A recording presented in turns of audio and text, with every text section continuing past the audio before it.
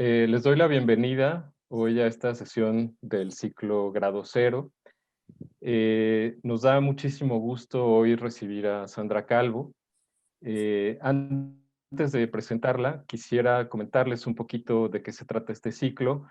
El ciclo Grado Cero es un ciclo permanente que organizamos mes con mes desde el programa Arte, Ciencia y Tecnologías. Es un programa de difusión cultural de la UNAM y un poco la misión, lo que pretendemos con este ciclo es activar estos diálogos a partir del trabajo de personas que consideramos que su trabajo está colocado en un cruce transdisciplinario, ¿no? Se habla mucho de los cruces entre arte, ciencia, tecnologías, conocidos como transdisciplina, cuando las disciplinas pues se van fundiendo entre sí, van permeándose, van contaminándose en el buen sentido de la palabra. Y nosotros consideramos que la transdisciplina no es tanto un fin, sino un medio, ¿no? Y es un medio específicamente pues para dirigirse a problemas complejos. Estamos rodeados de problemas complejos actualmente. Podemos poner muchísimos ejemplos. El cambio climático, muchísimos problemas. Y son problemas que huyen a cualquier ámbito disciplinario, por lo tanto necesitan de muchas voces, pero no solamente voces disciplinarias provenientes de la ciencia, provenientes del arte, sino incluso también de personas cuya experiencia, cuyo saber, cuyo hacer, cuyo sentir viene de otros lados, de otros ámbitos que no son disciplinarios, ¿no? En este sentido, nos gusta hablar también de indisciplina, de proyectos, cruces indisciplinarios, ¿no? Y creo que hoy vamos a tener una probada de esto que nosotros llamamos indisciplinario, en el buen sentido de la palabra. No se trata de portarse mal y romperlo todo, sino venir desde fuera de la academia a aportar muchísimas cosas que vienen de la experiencia vivida, de saberes, de tradiciones, etcétera, etcétera. Entonces, bueno, pues esto es Grado Cero. Como les decía, es un ciclo que se repite mes con mes. Y hoy tenemos el gusto enorme de recibir a Sandra Calvo. Es una charla que bueno, pues, a mí me emociona muchísimo. El trabajo de Sandra Calvo me parece interesantísimo, me gusta mucho. Personalmente me identifico mucho con su trabajo.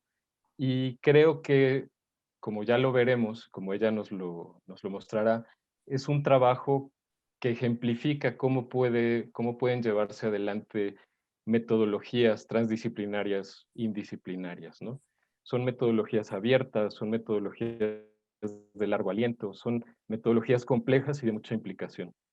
Entonces, bueno, yo no me quiero adelantar para nada, simplemente lo que voy a hacer es leer brevemente la semblanza de Sandra para presentarla un poco. Las semblanzas pueden ser un poquito acartonadas, pero creo que es importante Ujú. presentar así a Sandra como para que quede claro ella de dónde viene, de qué punto está partiendo y desde dónde nos va a hablar. Entonces, bueno, Sandra Calvo es una artista interdisciplinar y de prácticas sociales.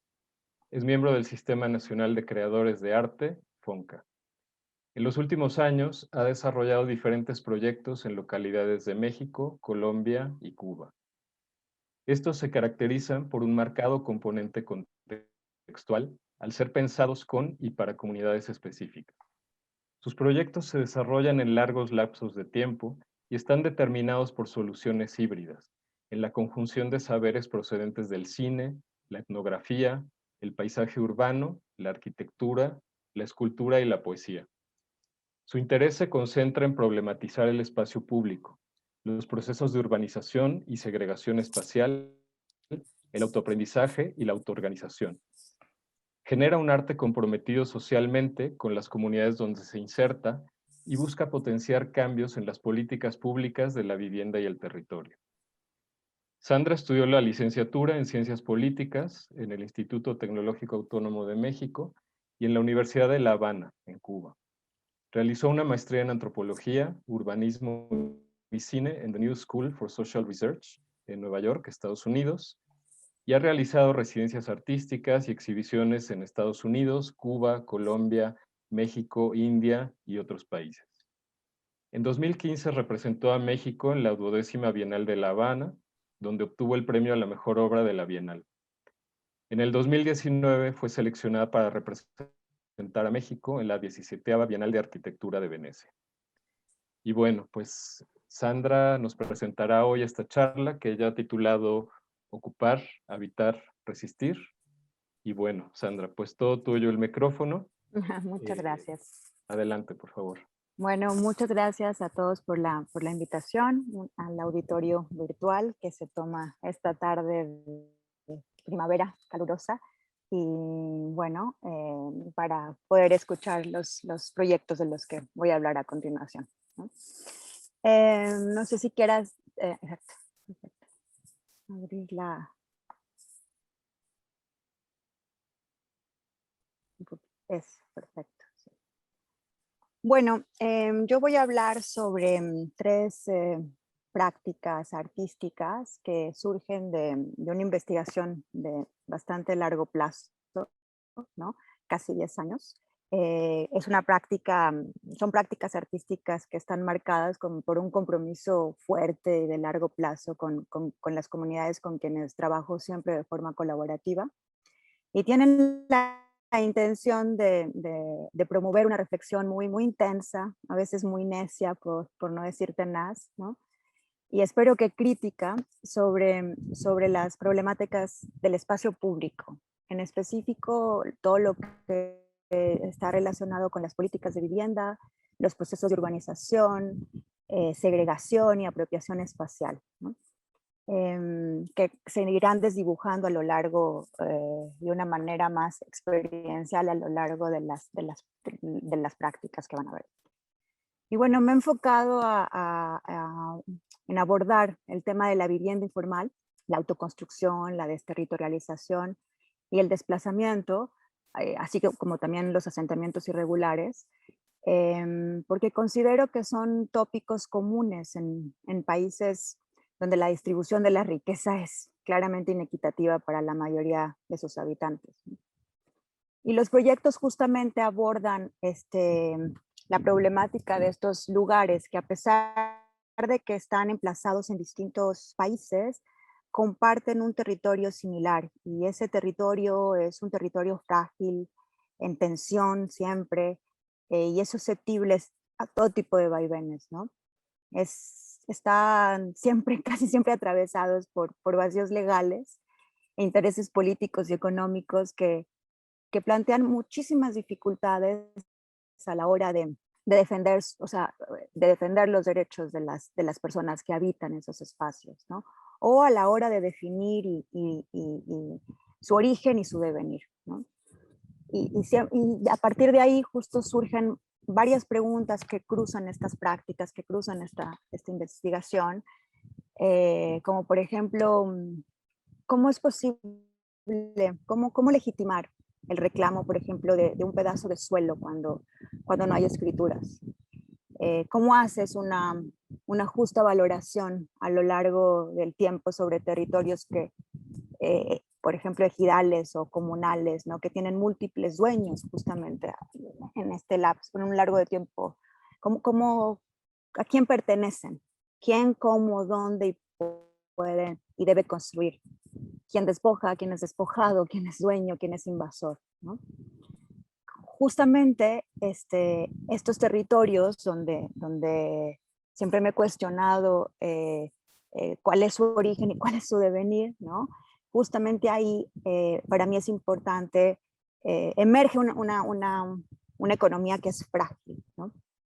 Y los proyectos intentan rendir un homenaje justamente a estas economías frágiles, a estas habilidades para reciclar, ampliar, reparar, modificar, como este universo objetual que muchas veces identificamos con el desecho, ¿no? Como algo que podemos desechar, ¿no?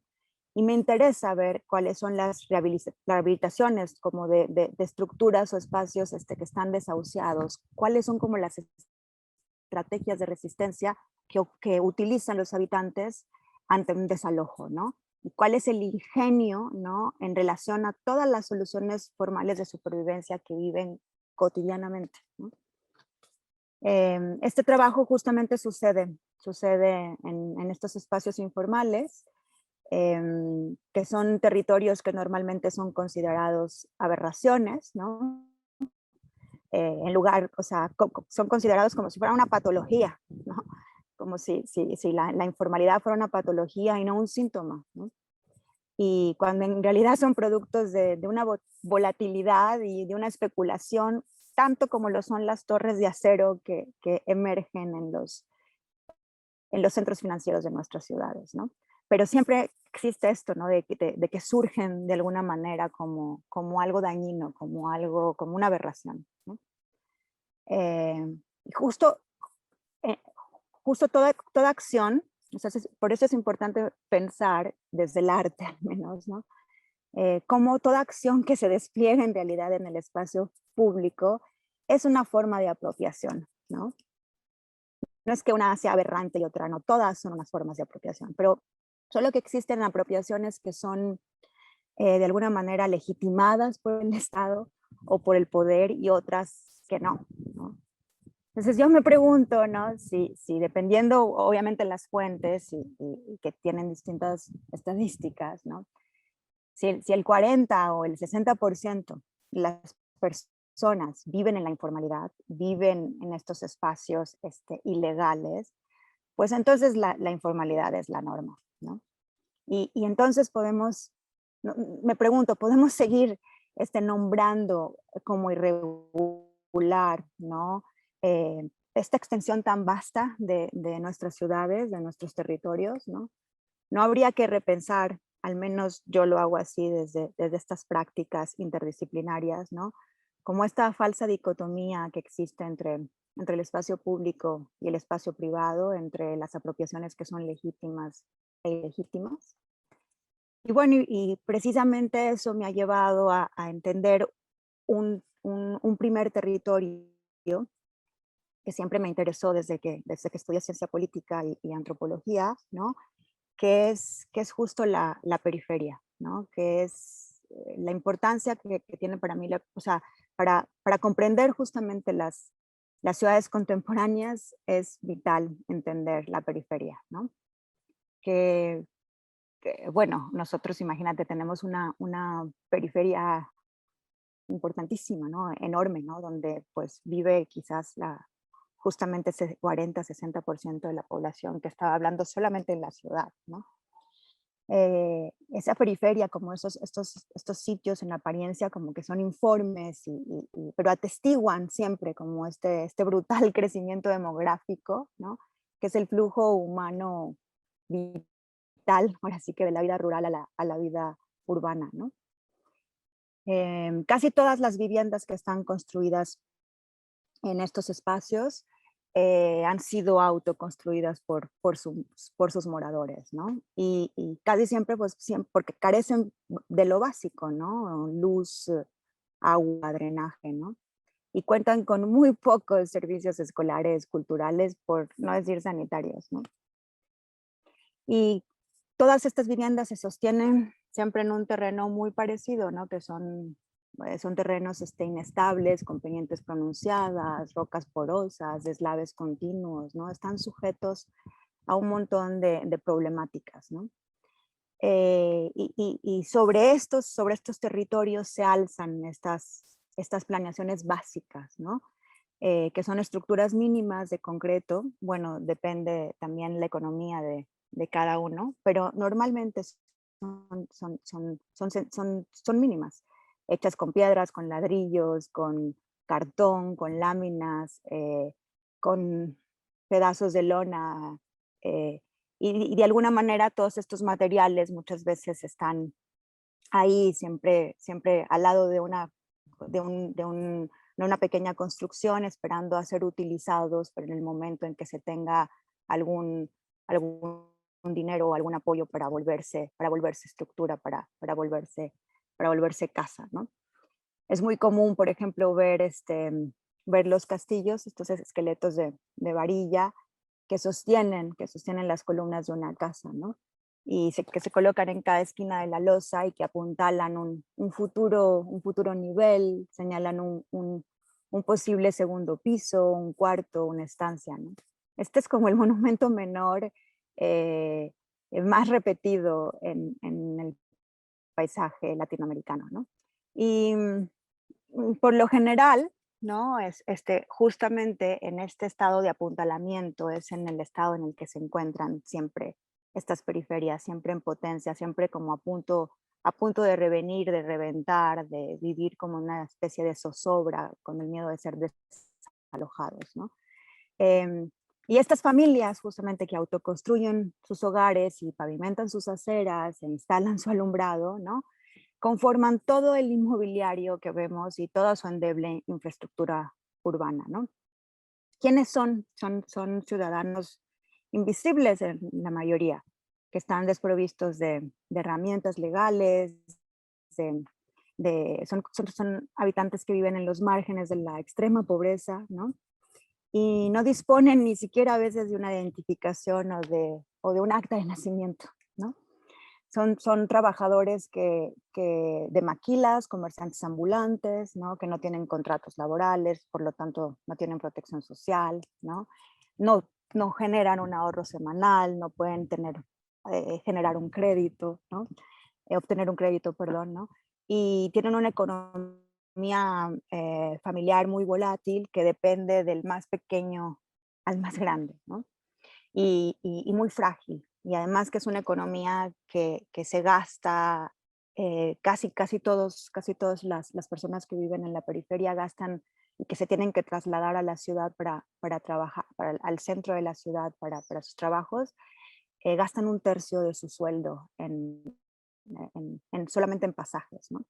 Y pasan de 3 a 5 horas en el transporte público, ¿no? O sea, de alguna manera tenemos una vida robada ahí, ¿no? Entonces, y siempre, o casi siempre, la ciudad, una casa, el lugar periférico también es periférico en todos los sentidos e informal, ¿no? Se vive en una ciudad informalizada, con una casa informal y con un ciudadano informal, ¿no? Es como algo cíclico que parecería que no, en el que estás siempre atrapado y del que no vas a salir, ¿no? Y bueno, a todo esto, además, a todas estas dificultades, hay que sumar que en estos barrios hay muy pocas garantías legales. O sea, la posibilidad de hacerte de un permiso, de una escritura, de un pedazo de tierra es casi inexistente o es muy poco viable, ¿no? Y la extorsión y la corrupción por parte de los funcionarios públicos, pues están siempre ahí, desde el inicio hasta el final en la construcción de una vivienda, ¿no? Se vive al margen de las reglas y sus habitantes pues lo saben, ¿no? Saben que viven en este equilibrio inestable, ¿no? Que ya se ha hecho permanente, ¿no? Entonces, en estos sitios, la casa no es un lugar de bienestar o confort, ¿no? Nunca lo ha sido. Y mucho menos es un lugar de protección. O sea, todo lo contrario, ¿no? O sea, es justamente un lugar frágil, ¿no? Y violento. ¿No? La casa tampoco es un espacio planeado ni terminado bajo una lógica funcional o ideal. Más bien es una estructura distinta, es una estructura fluida, es una estructura dinámica, activa, es dúctil, es modular, cambiante, ¿no? Eh, Eso es como muy también importante entender para poder llegar justamente al primer proyecto, perdón que este preámbulo es muy largo, ¿no? Y para entender justamente que la casa, los lugares, los sitios de autoconstrucción, las casas autoconstruidas, donde tienen esta arquitectura abierta o arquitectura en flujo, em, es siempre como, es la única posibilidad, ¿no? Es la única posibilidad que tienen los ciudadanos para poder hacerse de una casa, ¿no? Esos ciudadanos que son a la vez residuo y sostén del modelo neoliberal, ¿no? Todo esto, todo este conocimiento sobre la periferia, todo este acercamiento que he tenido a lo largo de los años de conocer y de hacer derivas y de explorar distintas periferias del sur global, no solo de Latinoamérica, me llevaron a hacer podríamos decir que un ejercicio colaborativo de muchos años con una familia en Villa Gloria, en Ciudad Bolívar, Colombia, Bogotá. Y me pude o sea, ahí pude justo llevar a cabo un ejercicio para proponer como una especie de incidente crítico, ¿no? Para deconstruir la noción de casa, ¿no? Y se explora en Arquitectura sin Arquitectos, que es un ejercicio que partió del 2012 al 2014, aproximadamente 3 años, ¿no? La autoconstrucción, como justo como una práctica de resistencia, un saber que se adquiere a través de la experiencia y de la intuición, y que permite justo a las comunidades construir sus propias casas sin la necesidad de un modelo jerárquico y, pues como el título lo dice, sin la necesidad de arquitecto alguno, ¿no? En este proyecto podemos como observar la casa, ¿no? La casa que a diferencia de la casa informal, o sea, que a diferencia de la vivienda formal que suele cumplir con un programa de linealidad y de predictibilidad, donde primero planeo, luego construyo, luego habito. En una vivienda informal, las etapas del ciclo son simultáneas y se repiten y se repiten y se repiten. Habito mientras construyo, mientras planeo, mientras resisto, mientras me desalojo. Me vuelvo a ocupar, vuelvo a construir, vuelvo a planear y me vuelven a desalojar, ¿no? Y este lema es básicamente la piedra angular de este trabajo, porque sintetiza de alguna manera la crisis permanente y la incertidumbre en la que se vive en estos enclaves, como mencioné anteriormente, ¿no? Y bueno, justo con una familia, junto con una familia de Ciudad Bolívar que se proponía autoconstruir su casa en el barrio de Villa Gloria, realicé este ejercicio de proyección de la vivienda, ¿no? Y la acción colaborativa consistió básicamente en encontrar un método sencillo que visualizara como las posibilidades y dificultades que tiene justamente una familia para planear, construir, habitar en un espacio, en un entorno tan vulnerable, ¿no?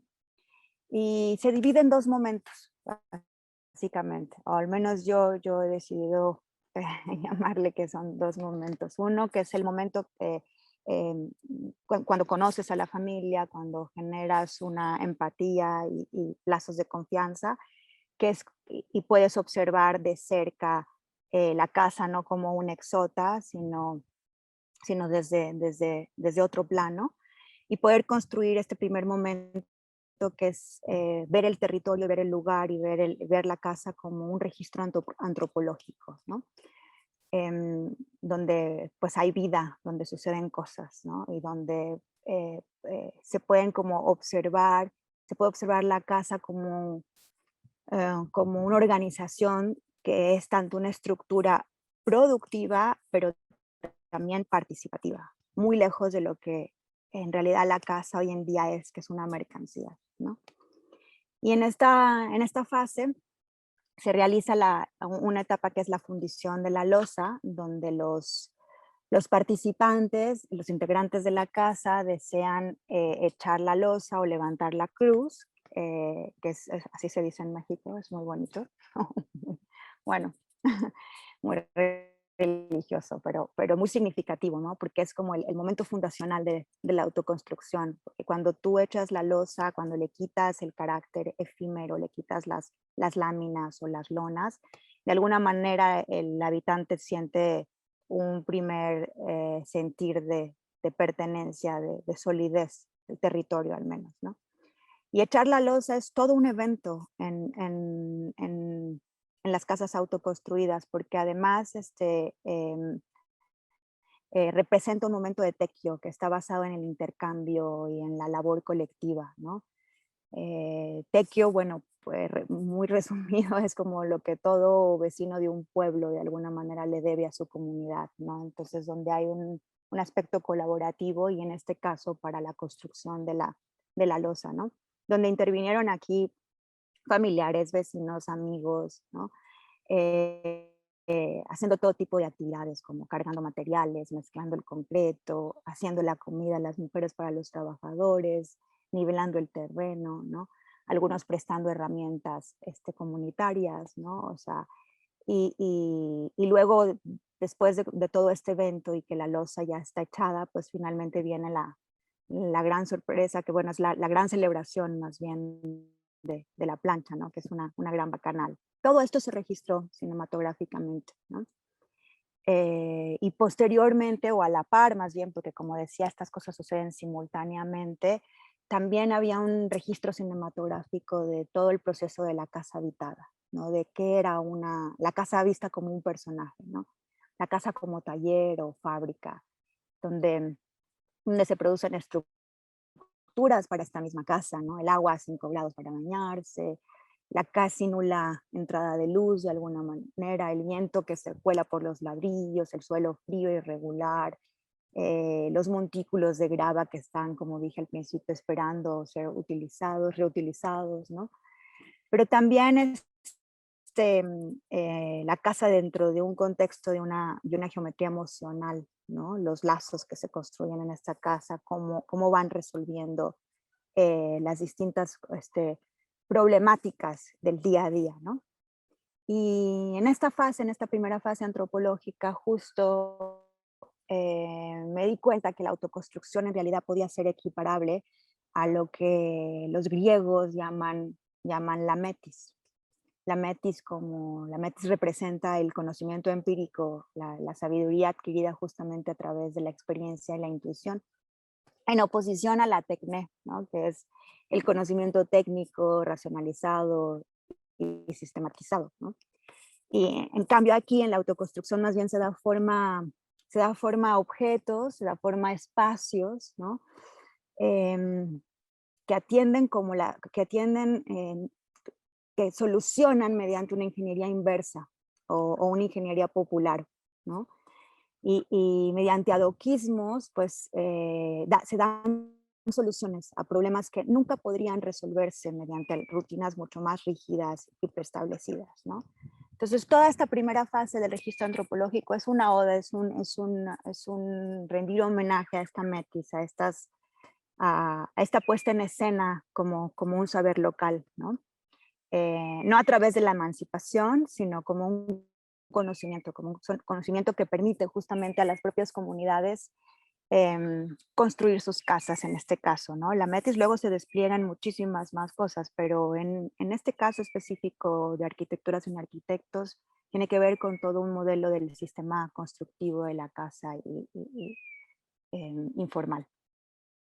Luego hubo un segundo momento que una vez construido el techo, se le propuso justamente a la familia la proyección de un segundo nivel, ¿no?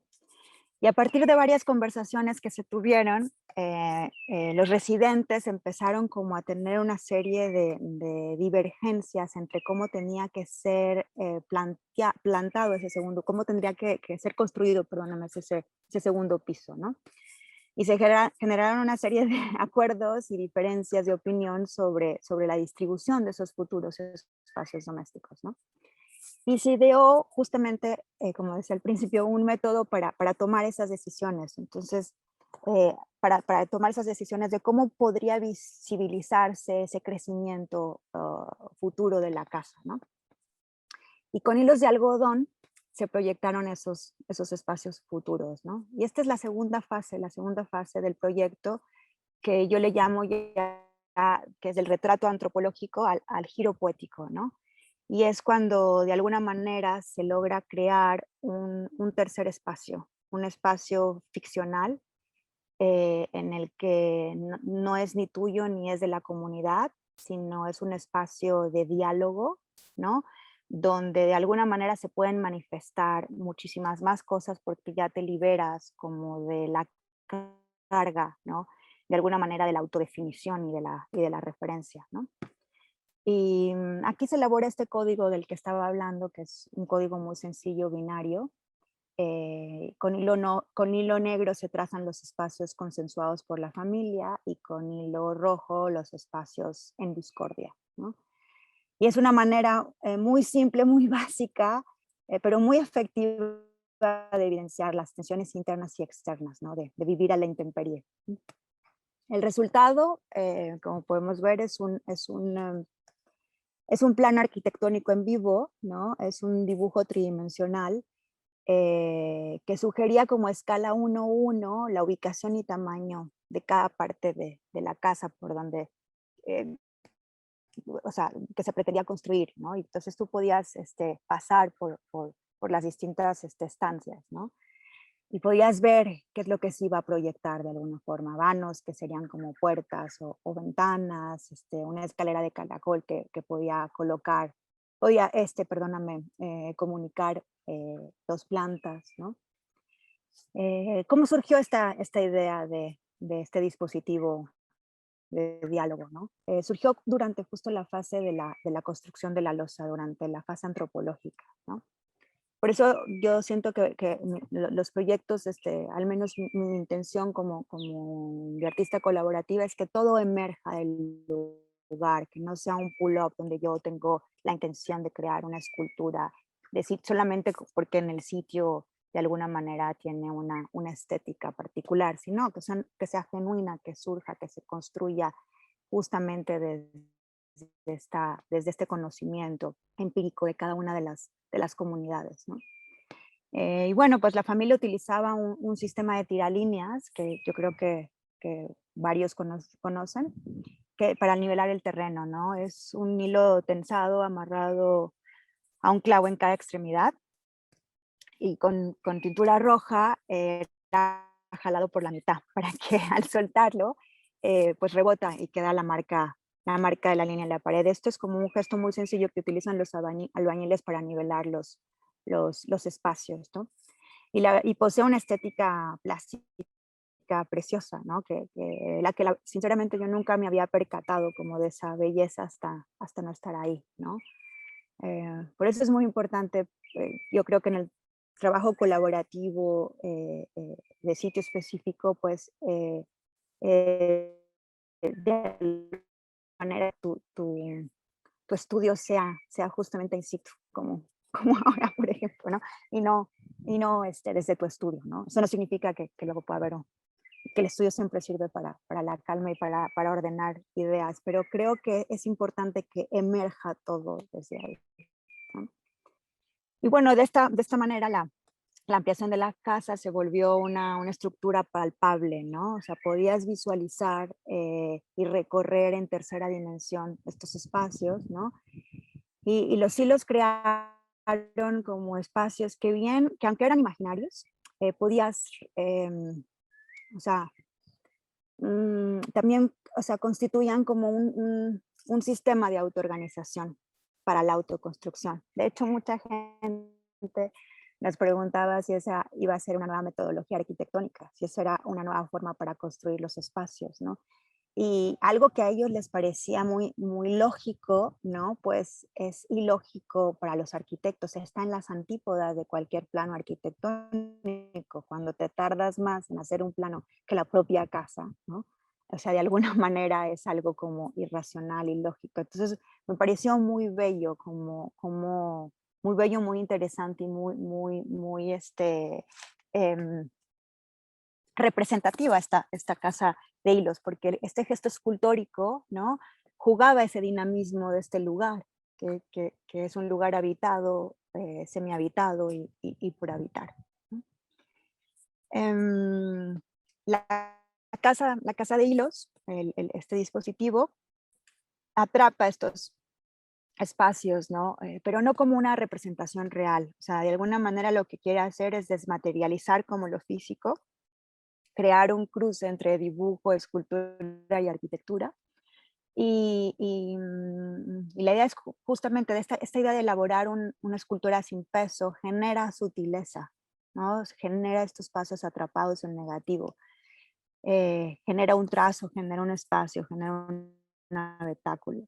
Pero al mismo tiempo, estos hilos de aires representan, o sea, tienen otro significado, ¿no? O sea, muestran como la fragilidad en la que viven estas comunidades, ¿no? Puedes sentir la vibración de las paredes, son ventanas escaleras y techos de hilo, ¿no? Es una estructura como etérea, ¿no? Que no solo proyectan un plano arquitectónico, sino que además van dibujando los deseos, las pulsiones, los conflictos y los acuerdos al interior de una familia, ¿no? Y de un barrio, ¿no? Em, Ay, no sé, Eugenio, si quieras mostrar el video. Voy a mostrar el video ahorita. Bueno, faltan todavía algunas imágenes. Sí, Pero claro. bueno, sí, la, la casa de hilos, por lo tanto, más que ser una representación real, ¿no? O literal, solamente de un plano arquitectónico, em, en realidad es un pequeño parlamento, ¿no? Es un parlamento donde se discuten acuerdos y desacuerdos sobre el trazo futuro de una forma arquitectónica, pero también de cómo estará construida, para quién y para qué, ¿no? Y nos ayuda también a hablar, ¿no? O sea, con el hilo rojo y con el hilo negro, ¿no? Otra vez, de esta falsa dicotomía que hablábamos desde un inicio, ¿no? Sobre qué es tuyo, qué es mío, qué es legítimo, qué es ilegal, qué es público, qué es privado. O sea, porque la noción de casa en estos lugares va mucho más lejos, o sea, la noción de propiedad privada es muchísimo más compleja, ¿no? Entonces, en ese sentido, ahí está, la casa de hilos está puesta ahí para el debate, está dispuesta para el debate, ¿no? Y, y ahí se crea en esta aura, en esta asamblea, se crea la política de alguna forma, ¿no? Cuando la gente desarrolla y delibera también acerca como de hechos que son transitorios, pero también que son permanentes. Y es lo que decía, ¿no? Bruno Latour sobre el parlamento de las cosas de alguna manera, ¿no? Es como una posición estratégica que, que te permite reflexionar, que es catártica de alguna forma y que te hace pensar sobre los derechos de lo colectivo a la vez que materializas, ¿no? Lo que estás discutiendo, lo que estás negociando, ¿no? Y bueno, este proyecto de largo aliento, ¿no? En realidad se dice que es hasta 2014, pero bueno, yo he mantenido un contacto muy cercano no solo con los miembros de la comunidad, sino pues, no solo con la familia, sino con los miembros de la comunidad también. Y han sucedido todo tipo de cosas, ¿no? Y de vaivenes. Por ejemplo, pues Villa Gloria ha sido un barrio que desde 2016 ha empezado a ser desalojado y hay una destrucción terrible del paisaje porque pues se da lugar a proyectos pues que tienen otra, pues que vienen de una economía formal, a proyectos, a desarrollos urbanos en donde pues estas personas pues no están incluidas, ¿no? O sea, la informalidad básicamente es producto porque estás expulsado del mercado formal de la vivienda, ¿no? Y han tenido que varias familias pues desalojar sus casas, pero ha sucedido de una manera atroz porque no solo hay un desalojo de las viviendas, sino que hay un hecho bastante cruel, ¿no? En donde después de años de vidas que construyes estos enclaves, estás obligado por el tipo de territorio en el que se encuentra, en específico Villa Gloria, que son pendientes en donde las grúas no alcanzan a llegar para poder eh, erosionar, para poder destruir las losas de concreto, obligan a los moradores a destruir ellos mismos sus hogares bajo un sistema de vigilancia donde los funcionarios públicos y policías vigilan estas formas, ¿no? Entonces, este proceso de desalojo, ¿no? Eso vino muchos años después y es parte también de todo justamente este lema, ¿no? Habito mientras construyo, mientras resisto, mientras planeo y me desalojan, ¿no? Y vuelvo a ocupar o vuelvo a resistir y así en un ciclo simultáneo y cíclico, ¿no? Em, esta, este parlamento, la finalidad, perdóname, de este proyecto era justo entender como una práctica colaborativa podría desprender un conocimiento empírico, ¿no? Pero de manera crítica también, ¿no? Podía elevarlo justamente a este tercer espacio del que hablaba, ¿no? Para generar un dispositivo, un elemento crítico que le es ajeno a la comunidad, pero que le es propio en cuanto a que viene de un saber local, ¿no? Y además puede ser discutido, puede ser debatido para generar una participación interactiva que sea muchísimo más honesta con esta problemática del paisaje informal, del territorio informal. Básicamente, pues, arquitectura en arquitectos es un proceso de participación interactivo que es como una praxis creativa, de alguna forma, o así lo entiendo yo, ¿no? Como donde la casa es muchísimo más que un esqueleto, sino una geometría emocional, cognitiva. Y bueno, aquí lo que tenemos es como el espacio, la presentación de este proyecto en un ámbito más amplio, que es el espacio museográfico, en donde el proyecto se despliega bajo una forma de documental expandido, en donde somos como fieles a esta fragmentación de la fragmentación de estos espacios y decidimos como mostrarlos de una manera no lineal, sino molecular, y construir una serie de dispositivos también que sirven como plataformas para mostrar los distintos momentos de una vivienda informal, que es ocupo mientras resisto, mientras planeo, y que todo sucede al mismo tiempo, ¿no? Y están proyectados, el filme, que este es un filme que está proyectado sobre estructuras pues, que hacen y materiales que justamente hacen alusión al mundo de la autoconstrucción, ¿no? Donde la imagen que siempre fue muy cuidada y que por eso también tardamos mucho tiempo, porque tiende a ser una imagen que intente mostrar pocos rostros, que sea muy abstracta, que tenga una luz natural, ¿no? Al final ni siquiera puedes apreciar esas cosas porque se van desdibujando en las pantallas, ¿no? Se van perdiendo como de una manera caleidoscópica, ¿no? O se pierden en la lámina, no hay una nitidez. Y también eso se busca porque de alguna manera también refiere a esta invisibilidad, a esta impotencia de ver y a esta impotencia de generar como algo claro, eh, siempre o uniforme, ¿no? O sea, justamente siempre se desdibuja, ¿no?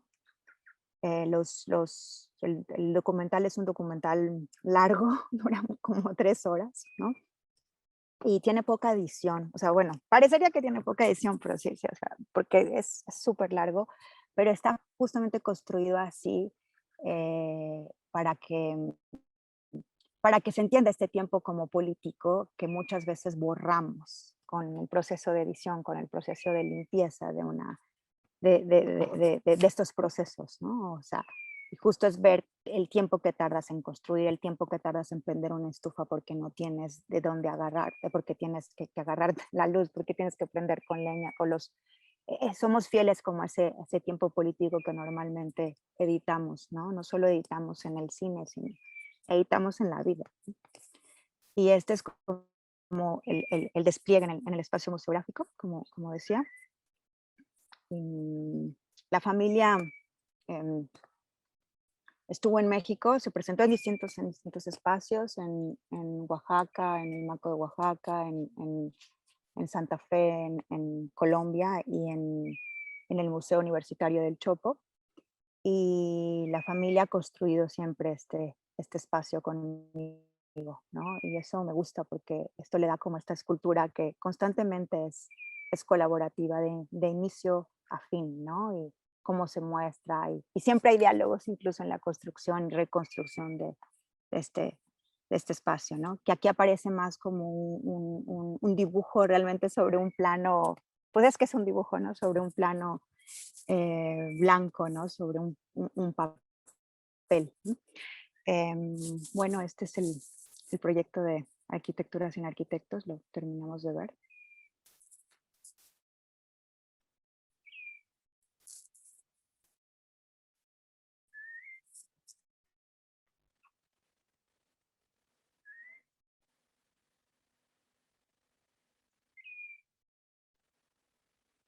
Aquí, de hecho, nada más como último punto, se hizo toda la casa de hilos, a diferencia de la escultura en sitio específico, porque em, se quería mostrar una parte muy interesante. Cuando ellos quisieron, cuando construimos la losa, cuando echamos la losa de concreto, justo las 4 paredes donde se alzaba esta losa, donde se colocaba la losa, eran muy endebles, demasiado como, entonces estaban como, yo sentí que se iban a caer, ¿no?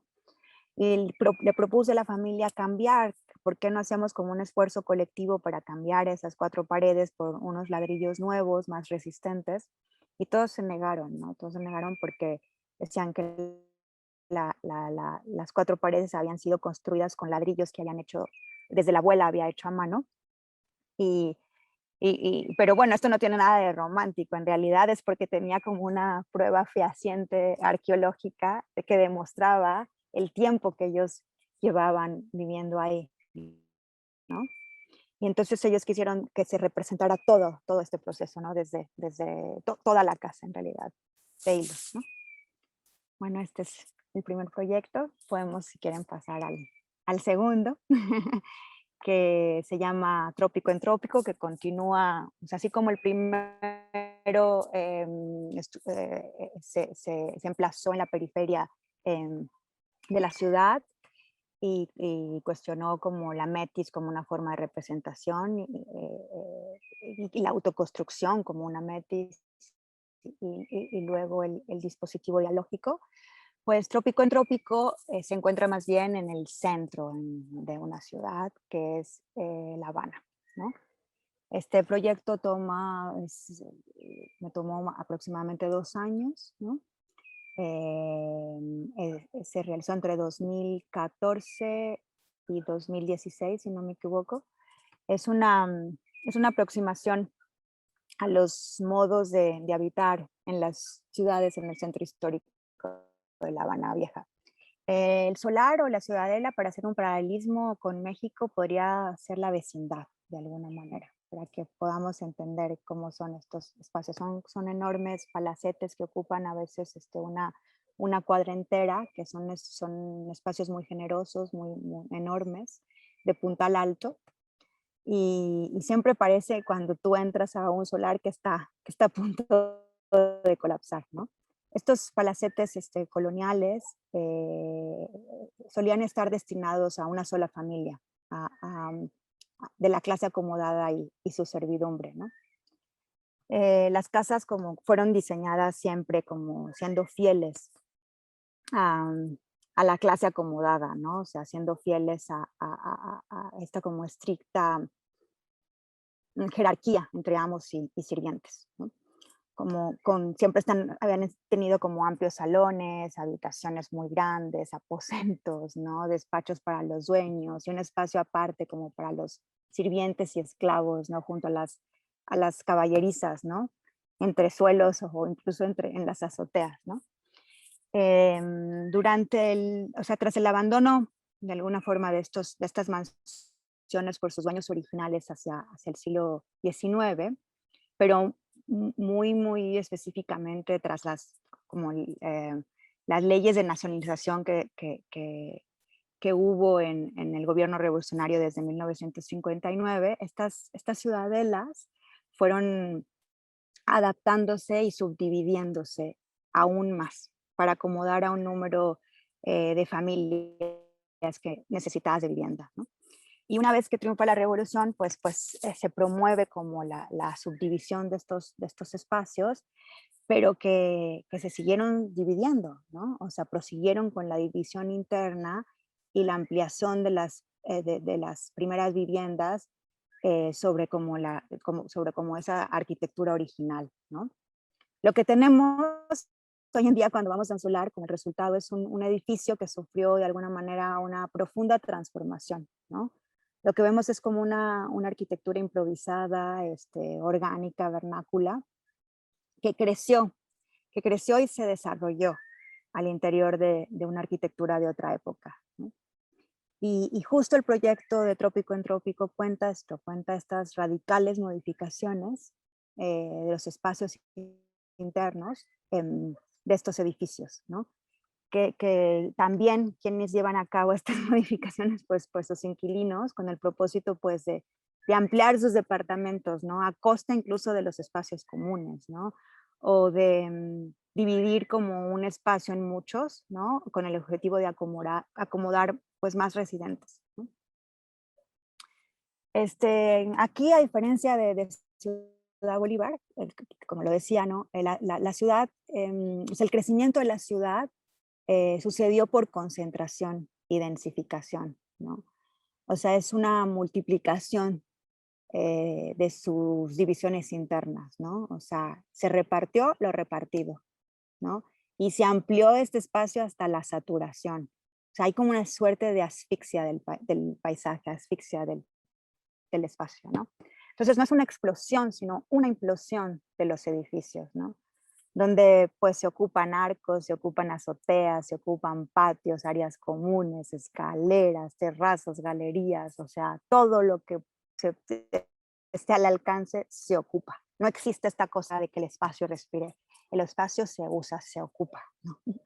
Y en este interior de las casas se construyen como barbacoas. El cubano se siente muy orgulloso de la barbacoa y se lo asume como un invento personal, que es como, podríamos decir que es como un mezzanini o un tapanco, que se inserta con muchísima facilidad en estos, que están hechos de cualquier tipo de estructura, ajá, y que se insertan en estos lugares de punta al alto para precisamente subdividir el espacio ad infinito, ¿no? Y se pueden agregar ahí cocinas, baños, ¿no? Y cuartos, ¿no? Em, Hay una concentración, hay una densificación del espacio muy fuerte, ¿no? Podemos encontrar, por ejemplo, viviendas de 2 metros, 2.5 metros por 4 aproximadamente, digo, por decir alguna, ¿no? Donde pueden vivir hasta de 5 hasta 9 personas, ¿no? O sea, son espacios realmente apretados, ¿no? Es como muy pequeños, ¿no? O sea, se trata como de una multiplicación de divisiones internas que yo creo que no tiene precedentes, incluso si la comparamos con fenómenos parecidos en Latinoamérica, en algunos lugares de Venezuela o de Río, ¿no? En realidad todavía son más compactos y extremos, en realidad tienen más paralelismo con las ciudades asiáticas como Kowloon o Hong Kong, ¿no? Solo que en una versión tropical, de alguna manera, ¿no? Y entonces cuando recorres como este interior de estas ciudadelas, pues te parece que estás adentro de un cuento de Ballard, ¿no? O de Blade Runner de alguna manera, ¿no? O sea, espacios que se concibieron como palacetes coloniales unifamiliares pasaron a albergar 90, 120 e incluso 200 familias que apuntalaron una arquitectura en estado de ruina, ¿no? Y que continúan hoy en día subdividiendo este paisaje. Es una matrushka tropical que no tiene fin, ¿no? Habitar en estos espacios, o sea, todo esto es para comentar cómo llego al proyecto. Habitar en estos espacios de alguna manera conduces como a un intenso ejercicio de competencia, de negociación también, de conflicto entre los vecinos, ¿no? Y está mediado siempre por una burocracia que, si bien Cuba se distingue de muchos lugares en Latinoamérica y en el mundo por tener otra política de vivienda, pues también se desbordan las necesidades de la vivienda, ¿no? Y en este caso, pues las familias encuentran en estas estructuras unos modos de abrirse un espacio, ¿no? Em, este solar, ¿no? Que si bien tiene como muchas problemáticas prácticas, ¿no? Porque se da, pues imagínate, ¿no? Los ruidos, la imposibilidad de un espacio privado en realidad. También se dan cosas muy positivas como esta extrema colaboración entre los vecinos, ¿no? Como un acuerdo tácito, ¿no? De apoyar al otro, ¿no? Porque sabes que de alguna manera vas a necesitar incluso para poder pasar por su casa para llegar a la tuya, porque estos son lugares como muy laberínticos, ¿no? Donde no existe una puerta principal muchas veces para ir a tu casa, ¿no? Entonces la acción colectiva se vuelve necesaria a veces por dar, como tequio, como en el caso de arquitecturas en arquitectos, pero a veces pues por una necesidad, ¿no? Y por un compromiso, porque si no, pues no hay manera de vivir, ¿no? Y en el solar se producen muchas cosas, se produce la cultura de la rumba, ahí sale la rumba de cajón, de ahí nace el guaguancó, ¿no? Como una cultura africana fuerte, ¿no? Los toques de santo, se fomenta mucho como este cuidado de las plantas, y que la planta va a proteger el solar, que no va a colapsar, ¿no? Em, Se dan como mucho estas, realmente mucho de la cultura popular africana surge del solar, ¿no? De esta aglomeración, de esta cercanía, e incluso podríamos decir de esta suerte de promiscuidad, y no lo digo en un sentido peyorativo, ¿no? De todo, ¿no? De las estructuras. Ay, perdón, si quieres poner el, el video, por favor, ¿no? Bueno, todas estas transformaciones, al decir de los arquitectos, de los restauradores y de las personas que se ocupan del patrimonio de La Habana, según esto agreden al inmueble y ponen en peligro, ¿no? Toda estabilidad estructural del edificio, ¿no? Sin embargo, yo creo que sucede todo lo contrario, ¿no? Yo creo que lo que estamos viendo en estas estructuras es un patrimonio vernáculo, ¿no? De la ciudad. Es un patrimonio que le ha sido negado a los moradores y no ha sido reconocido por los arquitectos, ¿no? Y que incluso está en peligro de perderse con la restauración del centro histórico, ¿no? O sea, las adaptaciones de los espacios, o sea, tienen una inventiva tan peculiar, ¿no? Que yo creo que al contrario, que se vuelve, o sea, la autoconstrucción en este caso se vuelve un patrimonio que no está archivado, que no tiene un carácter de ruina, sino todo lo contrario, es un patrimonio que está vivo, que está animado, ¿no? Y donde compiten, yo creo que dos tipos de patrimonio, ¿no? Y ante esta pugna que se tiene en la ciudad de regresar estos palacetes a su estado original, es que se detona el proyecto Trópico en Trópico, ¿no? De aquí nace justo, ¿no? Y con un grupo de arquitectos e historiadores, lo que hacemos es darnos a la tarea de generar un diálogo con los moradores de estos lugares, ¿no? Escoger siete palacetes emblemáticos, ¿no? Para de alguna forma contrarrestar dos espacios arquitectónicos, el valor formal y el valor informal, de dos espacios en distintos momentos, ¿no? Y la idea, bueno, fue junto con estos historiadores, con estos especialistas y los moradores, era poder obtener planos en su versión original. Eso fue muy difícil porque obtener un trazado original, no se tenían estos archivos en la oficina del historiador, ¿no? Entonces algo que también se generó, ¿no? Pero cómo trazar un plano original, ¿no? Cuando existen una cantidad de agregos y una cantidad de transformaciones en estos espacios, ¿no? Y luego cómo compararlos con el plano actual, subrayando la transformación de todos estos espacios, ¿no? Con los testimonios y de los residentes, ¿no? Em, es un poco, era un poco lograr que la historia patrimonial dialogara, ¿no? Eh, Entre otra vez lo inanimado y con lo animado, ¿no? Y bueno, cada vecino lo que hizo fue dibujar a manera de esquema su casa, y luego en conjunto con los arquitectos y historiadores se trazaron los planos de cada piso del palacete, ¿no? Entonces, la construcción de estos levantamientos en realidad arquitectónicos fueron bien difíciles, ¿no? Por lo que decía, es muy difícil como identificar el trazo original, porque no solamente han hecho agregos, sino que sus propias, por ejemplo, la estructura incluso estructural ha cambiado, ¿no? Tiene muchas camuflajes, intersecciones, adaptaciones. Por ejemplo, una pared que fue derrumbada por un ciclón, de pronto vuelve a tener las mismas características que tenía porque se tomaron piedras de un edificio que estaba en ruinas y que tiene exactamente las mismas características, se vuelven a colocar ahí. Pero después de muchos años, ni siquiera los arquitectos pueden descifrar, ¿no? Si esa estructura es original o no es original, ¿no? Em, Además, en estos palacetes aparecen como una variedad de materiales que provienen de otros lados, no necesariamente como de la arquitectura doméstica, para poder em, em, crear estos espacios. Por ejemplo, ¿no? El mástil de un barco es uno de los elementos más emblemáticos de estos solares, que al derrumbarse justamente la escalera inicial de un edificio para conectar el primer piso con el segundo, los vecinos construyeron con un mástil de un barco, como el poste vertical, el alma, hicieron una escalera que sirve como de hélice, que conforma como toda una escalera de caracol, hecha de pedacería también, que conecta el primer piso al segundo piso.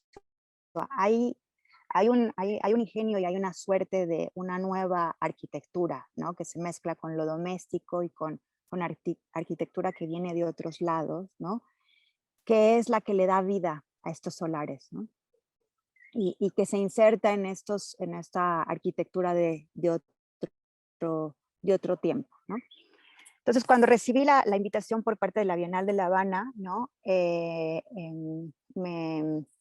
Uno de los lugares donde podía exponer, donde podía trabajar, era el Museo Casa de la Obra Pía, que era un antiguo solar que antes de ser recuperado y restaurado como museo y centro cultural, era uno de las ciudadelas más grandes de La Habana Vieja, ¿no? Quizás la más grande, ¿no? Entonces lo que hicieron pues fue durante un arquitecto increíble que se llama Daniel Taboada, pues hizo una recuperación del espacio en donde se hizo un proceso totalmente de borrado de todas las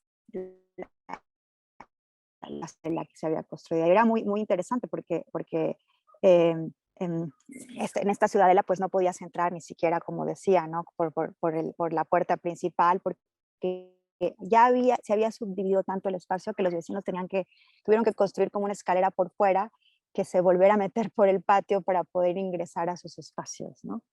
Bueno, todo eso se quitó y se renovó el espacio para darle pie a este museo en su versión, entre comillas, es que original, ¿no?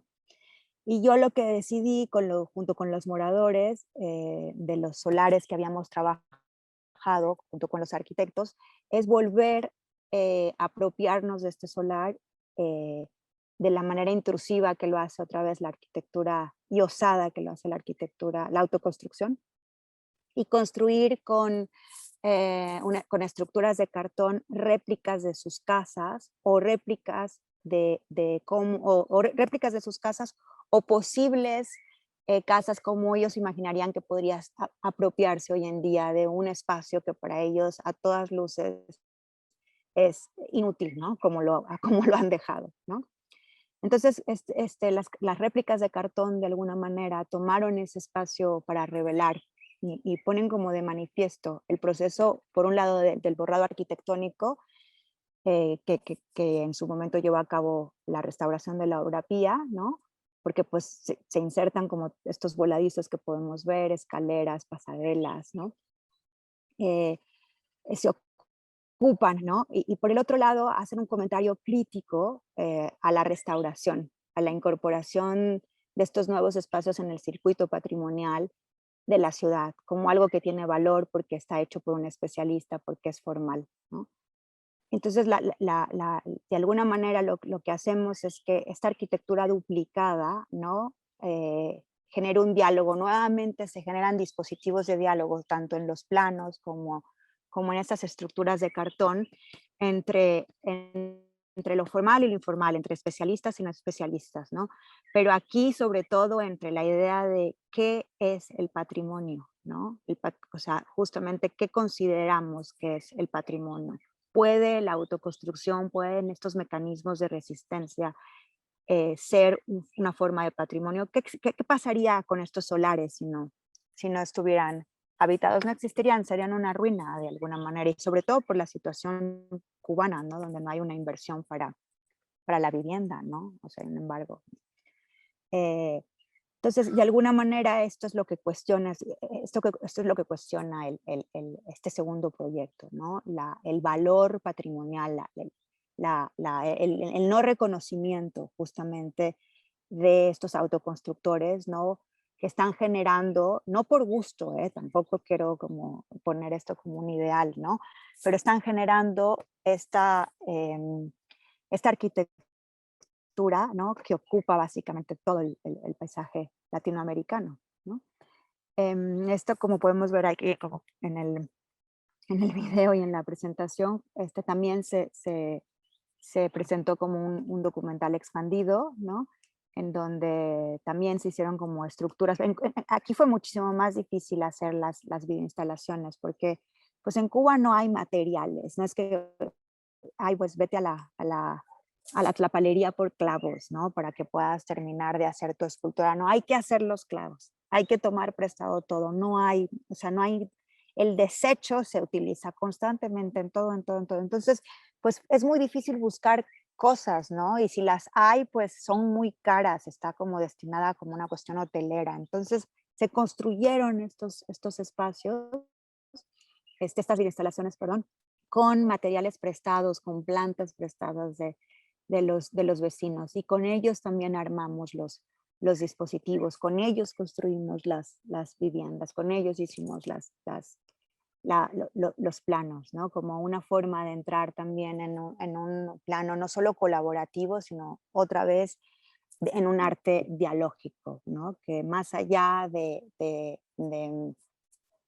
este proyecto me lo enseñó mucho, más allá de tener como un arte participativo que se basara en un resultado armonioso y condescendiente, más bien fuera disruptivo, ¿no? Y fuera capaz de generar un campo que justamente generara conflicto, ¿no? Y generara un campo disarmónico, ¿por qué no? ¿No? Donde em, de alguna manera podamos cuestionar estas prácticas que yo sí las critico bastante, o al menos yo me posiciono en las antípodas de estas prácticas, que son prácticas más buenistas sobre cómo se puede entender la práctica comunitaria, ¿no? En donde nunca cuestionamos ni el saber local, o nos los apropiamos de una manera vampiresca y extractivista y colonizadora, ¿no? O al revés, ¿no? Creemos que somos muy románticos con esas visiones, con esos saberes, y nunca le damos la posibilidad de incluso desfragmentarlos e incluso cuestionarlos, ¿no? Hay que entender que también los usos y costumbres y que están llenos de prácticas tremendas, ¿no? O sea, prácticas que son patriarcales y que incluso pueden ser hegemónicas, ¿no?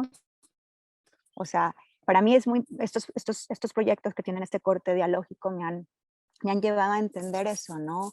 No existe en realidad una colaboración si estamos en un locus anestesiado, si estamos en una conformidad de un espacio. Hay que crear espacios que disrumpan, que interrumpan, que dialoguen, ¿no? E incluso estando dispuestos a que el resultado no te guste, o incluso que estás dispuesto a que seas expulsado de la comunidad o que tú no tengas esa afinidad. La comunidad no es un lugar inmaculado, ¿no? La comunidad está llena de problemas, o sea, está llena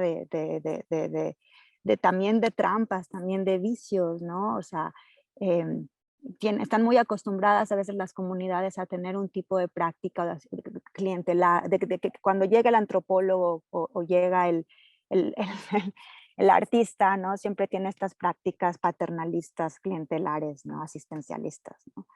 Y ahí no se genera nada.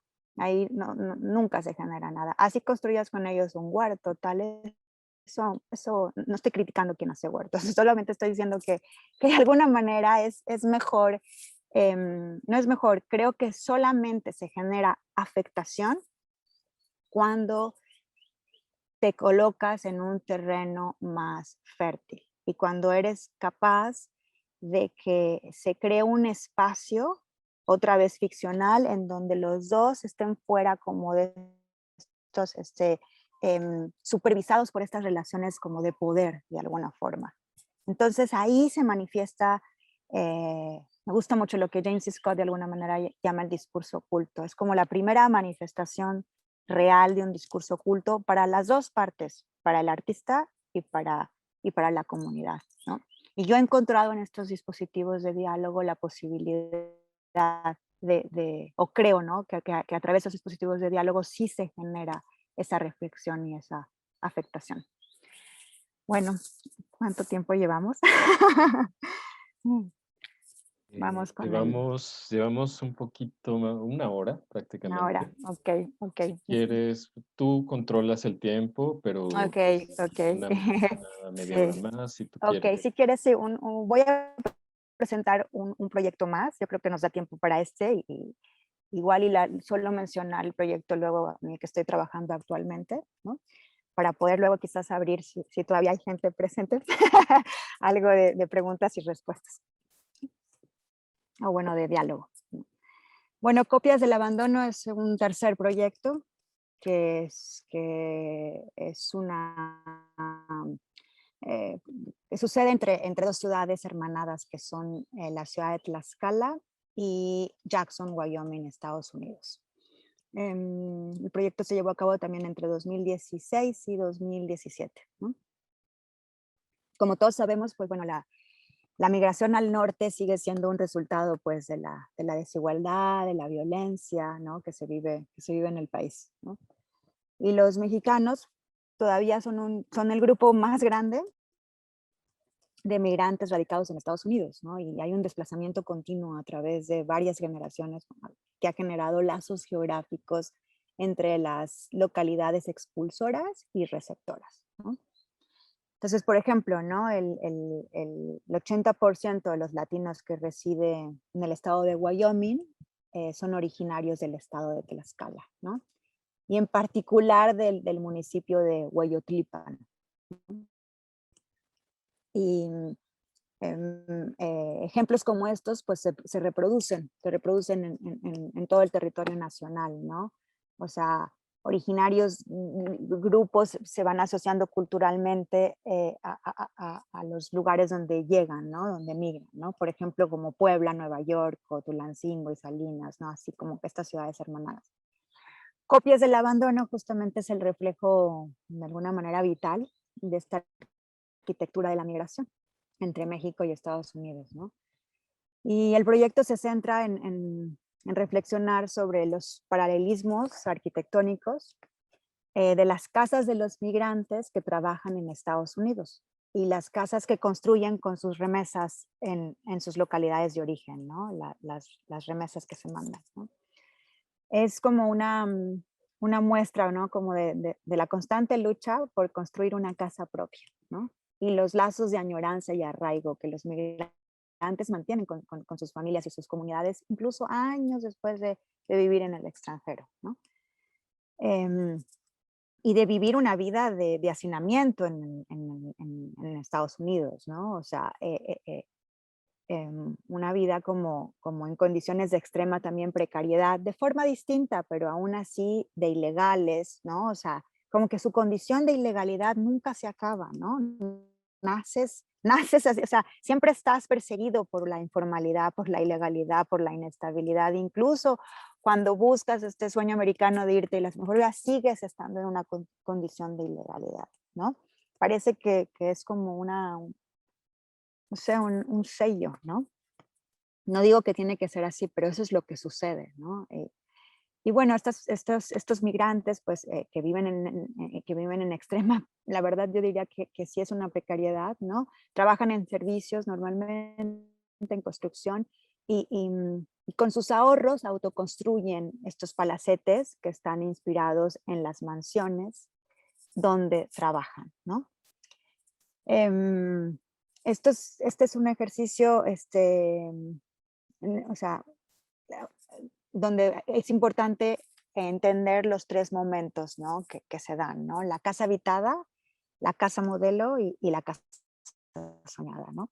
La casa habitada es la casa habitada donde viven, ¿no? Justamente los migrantes, que pueden ser cuartos cuartos de moteles, remolques, ¿no? Sótanos. Muchas veces pues, viven distintas familias que no se conocen, ¿no? Comparten una cama, se rotan la cama, ¿no? Y luego generan lazos de parentesco, obviamente, porque pues viven ahí mucho tiempo, ¿no? Pero bueno, son condiciones muy precarias, ¿no? E irregulares, ¿no? Y estos lugares que creen que van a ser efímeros, pues permanecen a lo largo de 10, 20, 30 años, ¿no? Y además tienen rentas muy altas y además cuando han pagado el terreno y muchas veces lo pagan 2 veces el remolque o el pedazo, pues en cualquier momento la migra pues llega y ellos pues son desahuciados, ¿no? Y está la casa modelo. La casa modelo son las casas residenciales de Jackson Hole, donde son estas mansiones millonarias que son construidas por los migrantes o donde trabajan, ¿no? Y que permanecen vacías básicamente todo el año y solamente se ocupan un mes máximo por año, ¿no? Son casas, pues, que además tienen un constante mantenimiento y suceden cosas fantasmagóricas, porque pues ahí tienes la gente dando servicio y dándole mantenimiento a un lugar que ni siquiera es habitado, que no está vivo, ¿no? Es un set, ¿no? En el que se vacaciona, ¿no? Y está como toda una fuerza de trabajo que mantiene ese set, ¿no? O sea, a través de darle mantenimiento a las tuberías para que no se congelen. El pasto tiene que estar a 2 centímetros porque si no, pues el paisaje se afea, ¿no? O sea, una serie de locuras, ¿no? Que suceden en esos espacios de los que además viven los migrantes, ¿no? Que son mexicanos y que vienen de esta zona. Y luego está la casa soñada, que es la construcción, ¿no? La construcción de la casa soñada que puede durar décadas, ¿no? Y que la mayoría se queda en obra negra, ¿no? Por diferentes razones, porque pues no hay dinero para seguir mandando las remesas, ¿no? Porque los recursos pues son insuficientes, ¿no? Y estos, o también acaban abandonadas porque luego cuando se dan cuenta que las familias reciben dinero para empezar a construir estos palacetes, pues hay un grupo, pues el narco se ha apropiado de estos lugares, ¿no? Y son como un blanco para saber cuando está recibiendo remesas, ¿no?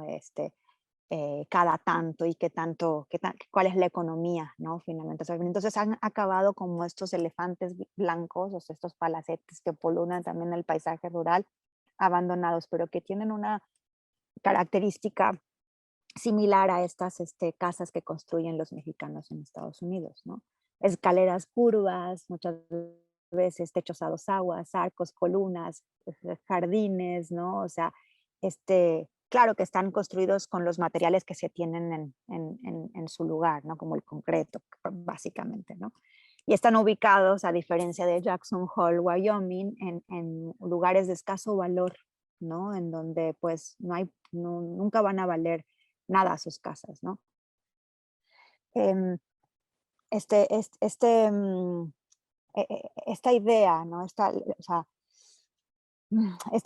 esta inspiración que tienen los migrantes por construir, este deseo por construir más bien sus casas, ¿no? Muchas veces es tachado podría ser tachado como algo ilógico, ¿no? O sea, qué necesidad de construir casas, de mandar quizás la mitad de tu sueldo, ¿no? Para construir un espacio que va a estar vacío, que no se va a habitar y que además tiene posibilidades de ser cooptado por otros intereses, desde el narco a otros, ¿no? Ajá. Em, pues bueno, esto justamente habla como de la necesidad de pertenencia, de la necesidad de casa, ¿no? De la que hablábamos desde un inicio, ¿no? de la necesidad de construir aunque no seas un especialista, ¿no? Y donde se puede producir de alguna manera una libertad particular que termina afectando como hondamente la estructura de la casa, ¿no? Y eso es yo siento que eso es muy importante o sea, para el migrante que finalmente nunca ha tenido nada, nunca ha tenido como la posibilidad de arraigo, genera un arraigo quizás ficticio, pero muy necesario en su memoria, ¿no? O sea, muy necesario o sea, muy necesario para él y para su familia, ¿no? Que exista esa posibilidad, así sea absurda, ¿no? Y también que le da una libertad de él dominar el terreno de la construcción, que sea suyo y no de otro, ¿no? O sea, eso es como muy importante, ¿no? Y esta cosa de ser arquitecto, ¿no? O sea, el hecho de que no haya arquitectos, de que ya no haya especialistas, no significa que no haya arquitectura. Eso es algo como muy importante. Y, y justamente en estos ejemplos se trabaja sobre la posibilidad de modificar esta idea, ¿no? Del arquitecto, ¿no? Y estos espacios que como en los otros proyectos también se mantienen en continua apertura, ¿no? En un estado también de ambigüedad, ¿no? Donde no se sabe si la casa se está construyendo, está abandonada, ¿no? Se modela siempre como bajo la marcha, ¿no? Y es un ideal de una casa, en este caso de copias del abandono, es el ideal de una casa que nunca se va a llegar a habitar, ¿no? Pero cuya construcción les motiva y les complace, ¿no? Y responden a la necesidad de un fenómeno eh, de algo necesario, ¿no? Que es la pertenencia de una casa, ¿no? No tanto otra vez como mercancía, sino como ahí cambia, ¿no? No es la propiedad, sino la pertenencia, ¿no? Y este proyecto, que es un proyecto más corto, también tuvo bueno, tiene una salida cinematográfica también, ¿no? ¿Quieres poner ahí el el video? Bueno, si quieres, podemos poner el último video, si quieres. Ujú. Ya no el de instalación, exacto, sí.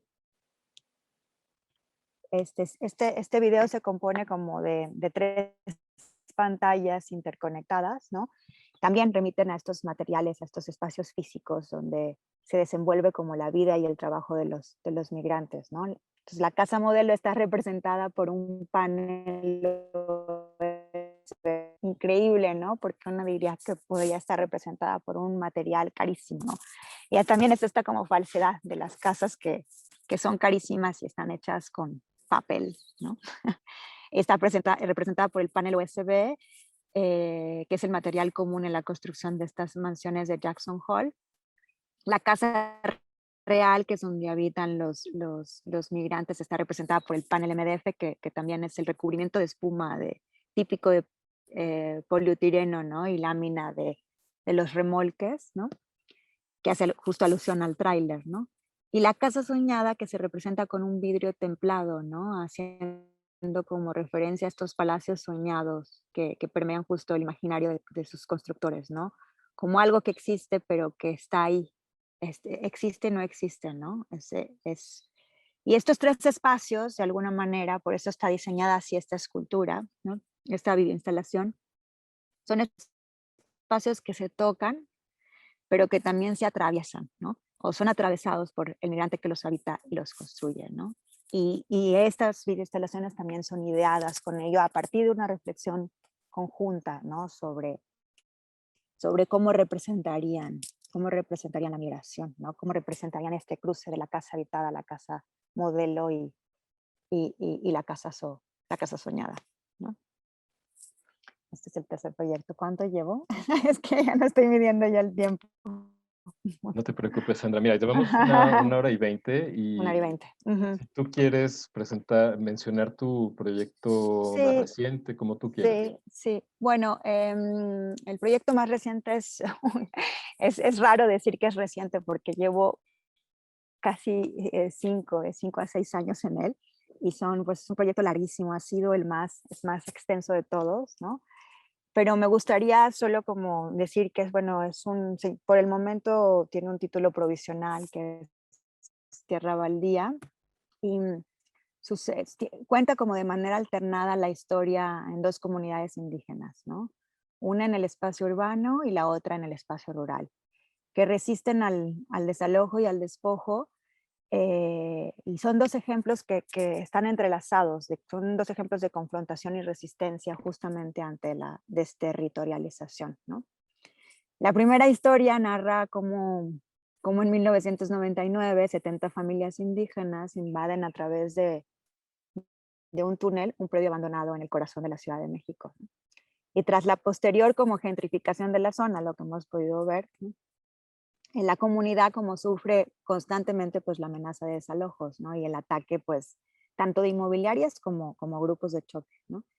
Y los moradores se ven como en la necesidad de fortificar un predio a la manera de un castillo medieval, ¿no?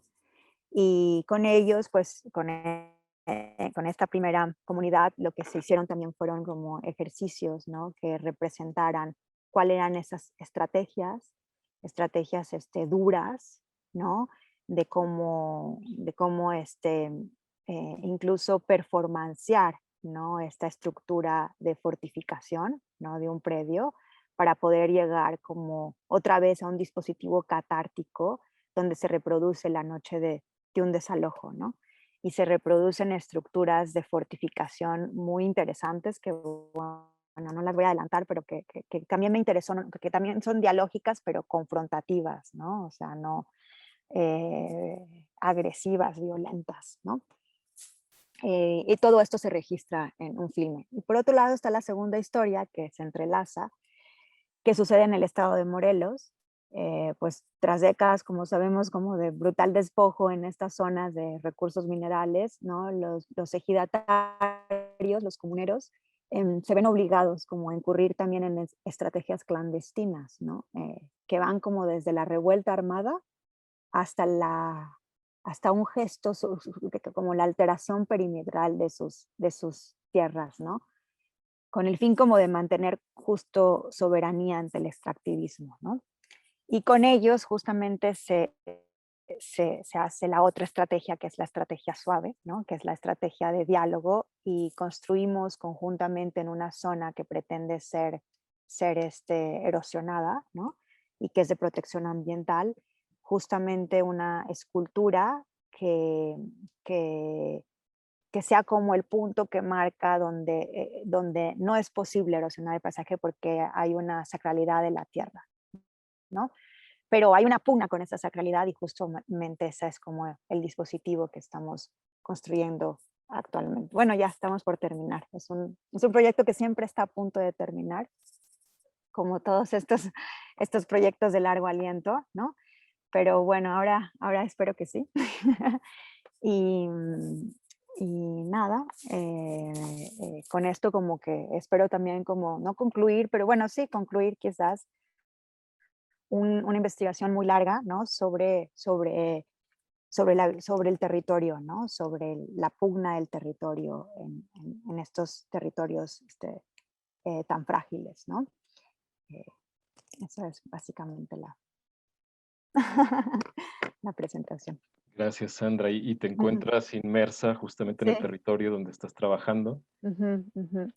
Nos Sí, estás, justamente aquí, o sea, me cogió con la pandemia, ¿no? Me encontraba como haciendo pues algunas tomas y bueno, al final aquí me quedé y se va alargando. Te digo que es in situ, el estudio es in situ siempre. Y aquí estoy y no sé cuándo me iré.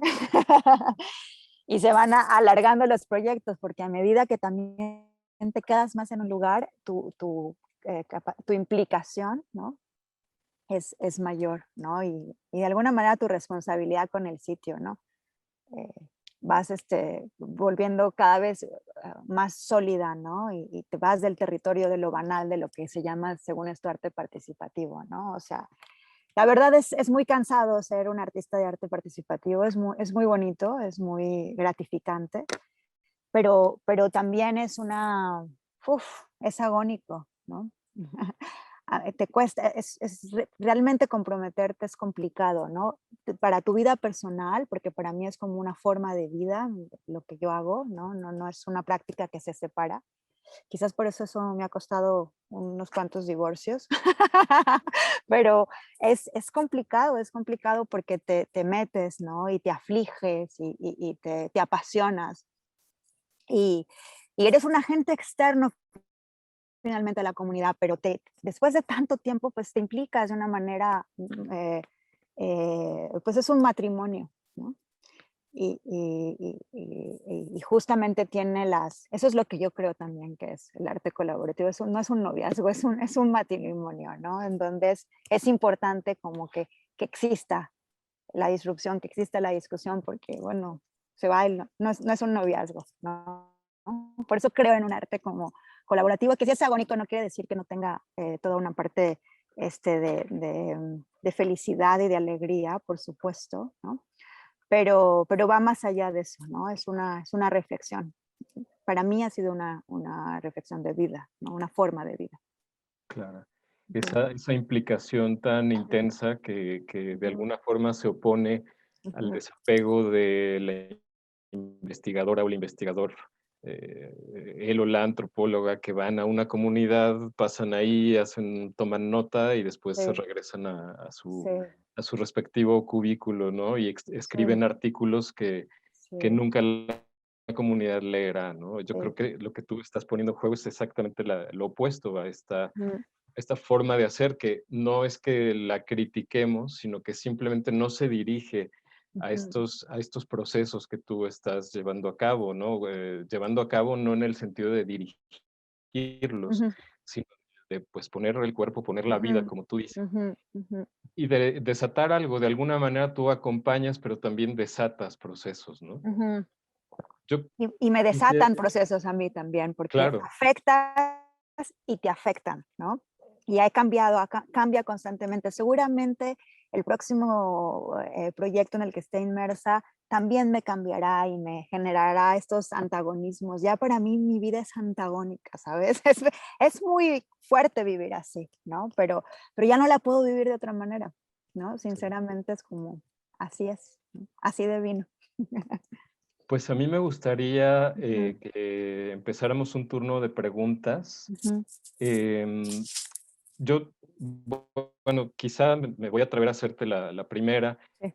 Yo Ujú, en tus proyectos, como tú lo dijiste, lo que estás haciendo es investigar estas pugnas que suceden en los territorios, ¿no? Que ujú, son absolutamente concretas, reales, que implican a la gente, que les cambian la vida y que cambian la vida ujú. de cualquier persona Sí, implicada, ¿no? sí. De Ujú, alguna forma, esta pugna yo la entiendo como esta tensión entre el capitalismo y sus resistencias, ¿no? ujú, El ujú, capitalismo con este efecto de convertirlo todo en mercancía, de ujú, polarizar todo, es decir, de individualizar ujú, no solo la vida, sino la vivienda, como lo hemos visto y creo que está ujú. muy presente en el ejemplo de La Sí, Habana, ¿no? sí. Como aquello que estaba pensado para lo Ujú, individual o la ujú, familia como un núcleo de individuación social, ujú. es multiplicado, pues, como forma de resistencia, pero no una resistencia épica ni heroica, sino es No. simplemente una lucha por la vida, ¿no?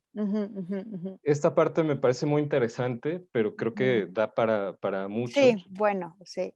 Mi Sobre pregunta Ujú. perdón, Sí, no, solo no, adelante, adelante. Ujú. no, es que te quiero plantear una pregunta concreta. Okey.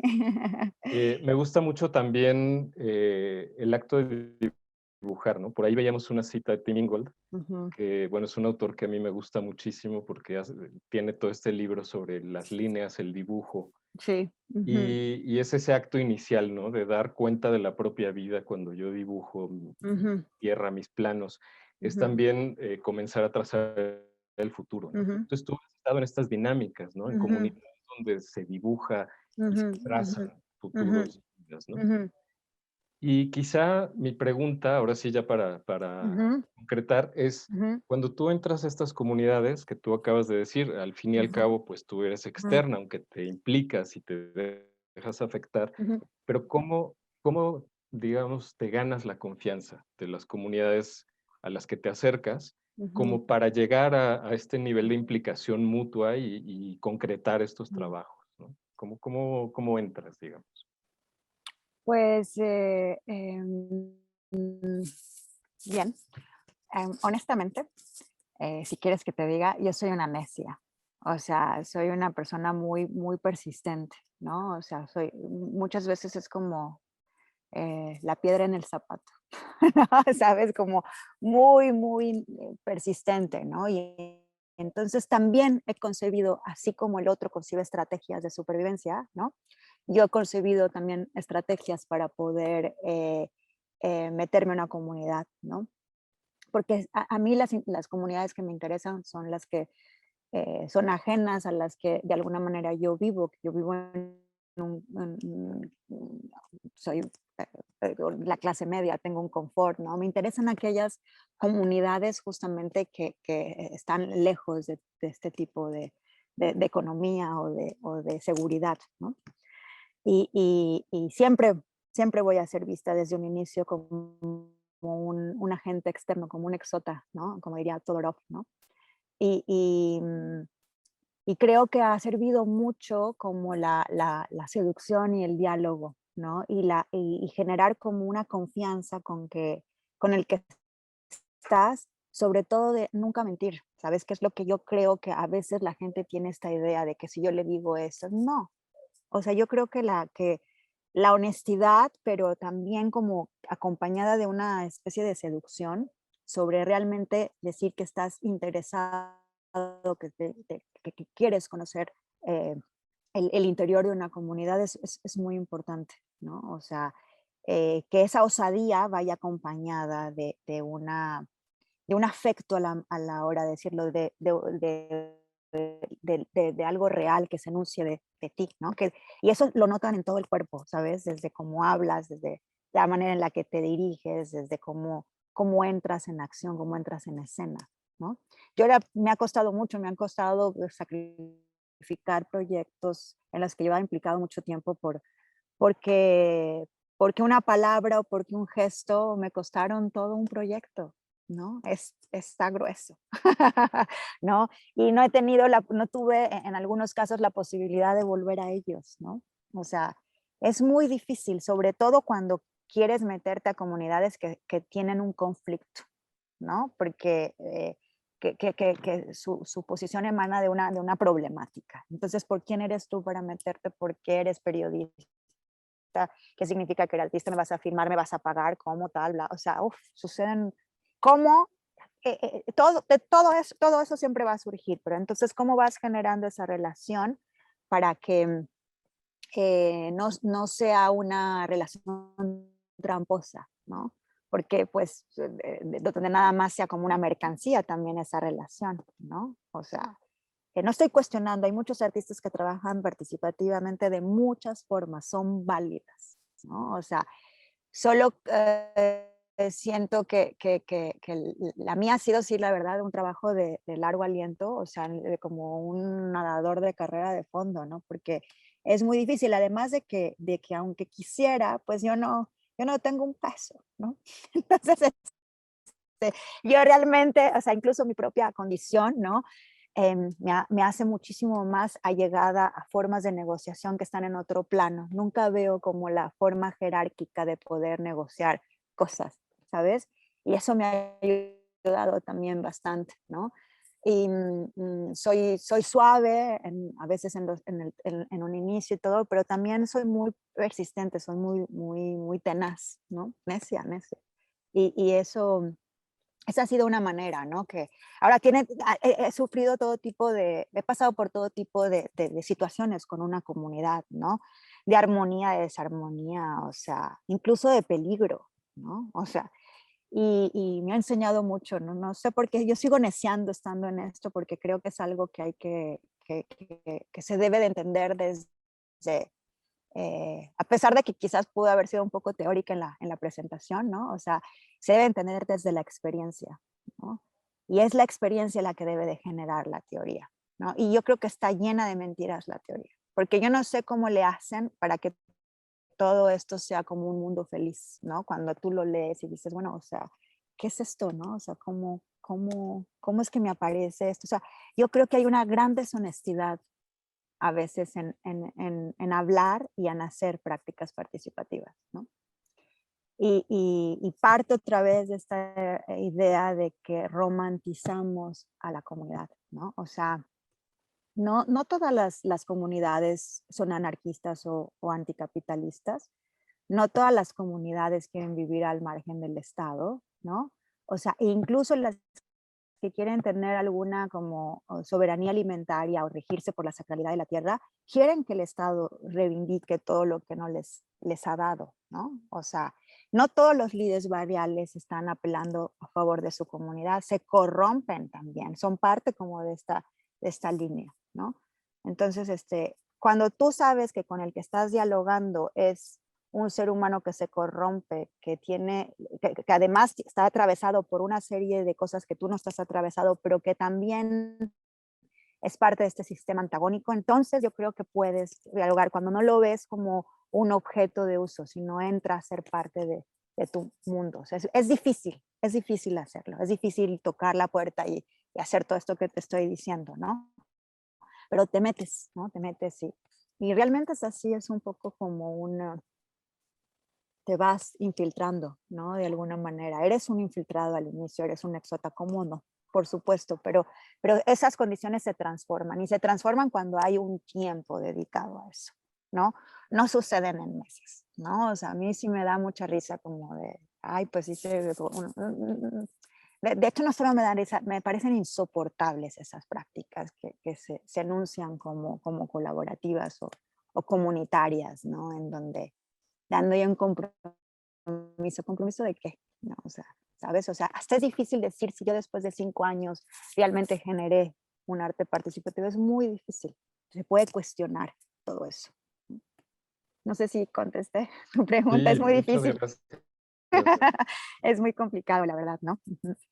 Me Pero, parece valiosísimo esta problematización que haces de la comunidad. Me ujú, parece valiosísimo porque ujú, pareciera que la comunidad es el bálsamo mágico que todo lo limpia y exacto, cualquier cosa que sea exacto. comunitaria ya es Ujú, ujú, buena, es ujú, deseable, etcétera. ujú, ujú, Y bueno, creo que podríamos seguir platicando muchísimo, pero me gustaría abrirle el turno a sí, otras personas sí. que nos acompañan hoy, que no sé si quieran formularte alguna pregunta. No sé si hay alguien por ahí que quiera. Sí, adelante, Tania.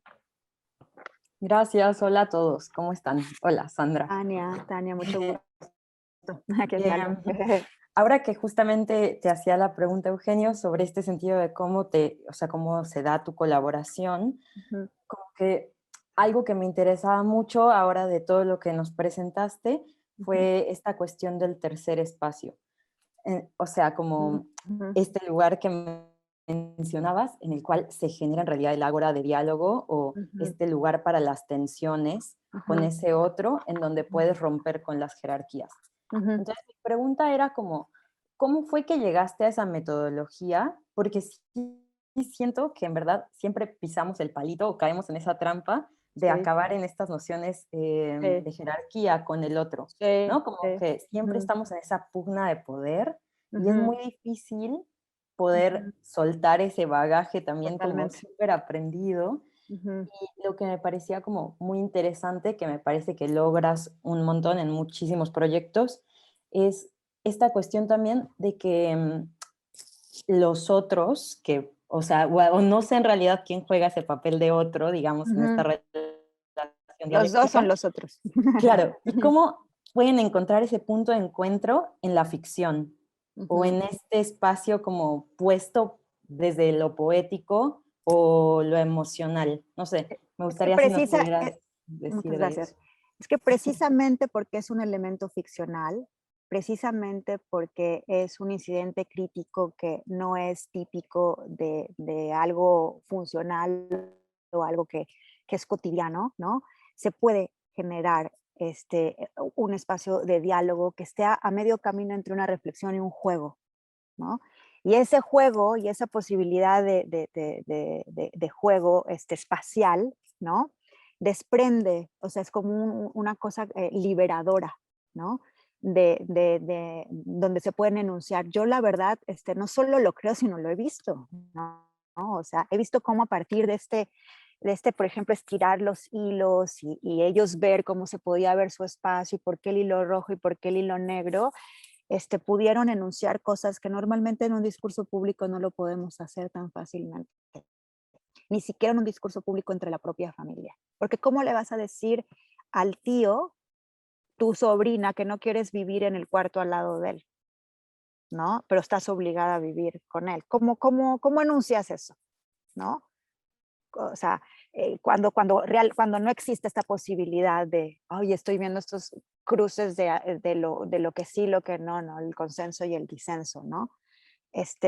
¿Cómo puedo realmente manifestar que yo sí quiero una escalera de caracol y no me importa que sea pobre, ¿no? O sea, la quiero, ¿no? Y o sea, ¿cómo solo creo que el espacio, justamente el arte ahí es eso, que por eso yo creo que me alejé, digo, nunca, o sea, del mundo de las ciencias sociales en el sentido del formato, ¿no? Y la interdisciplina y la posibilidad de que el arte lo pudiera ver como algo que pudiera mediar y que no fuera tan acartonado y que no fuera tan oficial, me diera la posibilidad, ¿no? De que lo otro y que los otros, ¿no? Discursivamente generaran estos espacios que quizás una vez que salgas de estos vuelvan a acartonarse, vuelvan a tal, pero se crea como si fuera un vacío y así se creó. Y de hecho de esos vacíos hemos creado léxicos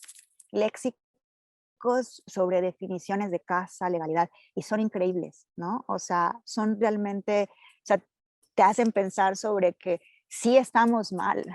O sea, estamos mal cuando creemos que esto es legalidad, esto tal, pero y además, por mucho que yo incluso lo diga, yo ya estoy educada en un sistema binario, ¿sabes? O sea, por ejemplo, esta escultura de los que sí fue en un código binario era precisamente para cuestionar que no se pueden pensar así, no se puede pensar de manera binaria, ¿no? Y, y, y, y, mm, y también creo que la plasticidad y la belleza de estos espacios, cuando las personas se la apropian y la hacen suya, todavía sienten más confianza, ¿no? Incluso la Casa de Hilos, que era un parlamento efímero, ¿no? Se fue. La Casa de Hilos llegó y se fue, ¿no? O sea, la escultura que estoy haciendo actualmente es una escultura que se va a quedar. Pero tú tienes que ver que se está construyendo también a la manera de Tecchio, cómo la gente se ha apropiado de la escultura. Ya tiene nombre sin existir, ¿no? Y tiene como un nombre coqueto, ¿no? Que yo no quería, ¿no? Porque sentí que no era suficiente para el proyecto, pero no, ahí es cuando yo me acomodo, la gente se lo apropia y donde tú pues pudiste haber ideado con ellos algo, pero es de ellos y es tuyo a la vez, pero entonces genera estos espacios nuevos, ¿no? Este también es un espacio de diálogo y también funciona, como decía Eugenio, bueno, con líneas, ¿no? No voy a decir qué es porque pues me ha costado mucho tiempo y me gustaría que lo vieran porque luego uno lo dice y cuando lo dice, ay, esto era, pues mejor que sea como en el momento, ¿no? Pero no sé si he contestado, son preguntas, tanto la tuya como la de Eugenio, que no sé si tienen tanto una respuesta, ¿no? Pero tienen como una intuición, ¿no? De que, de que este tercer espacio, por ejemplo, ¿no?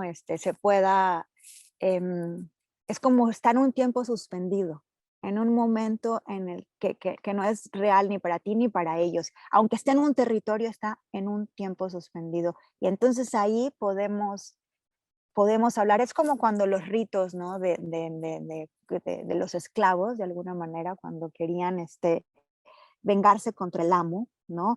Pues muchas veces tienen como prácticas ocultas, ¿no? En donde en el objeto o en una práctica se desahogan, ¿no? Que puede estar en el hurto, ¿no? En la caza furtiva, que puede estar en un canto, ¿no? De blues o en un canto del campo, ¿no? Y que puede estar también en la construcción de un objeto y que en ese objeto contenga la rabia, el diálogo que nunca pudiste enunciar abiertamente, ¿no? Eso es lo que se está intentando crear con estos dispositivos. No sé si te hice más bola, pero bueno, por ahí. Muchas gracias por tu Gracias. pregunta. Pues, Sandra, veo que se está oscureciendo por allá. Ya, no, aquí se va a poner y va a llenar de mosquitos y demás. Eso me está preocupando y Sí. en realidad no tenemos límite de tiempo. No, bueno. No sé si tú estés dispuesta para una pregunta más y si hay Sí, alguien, claro, yo encantada, sí. no sé si hay alguien más de quienes nos Ujú. acompañan que quiera plantearle una pregunta a Sandra.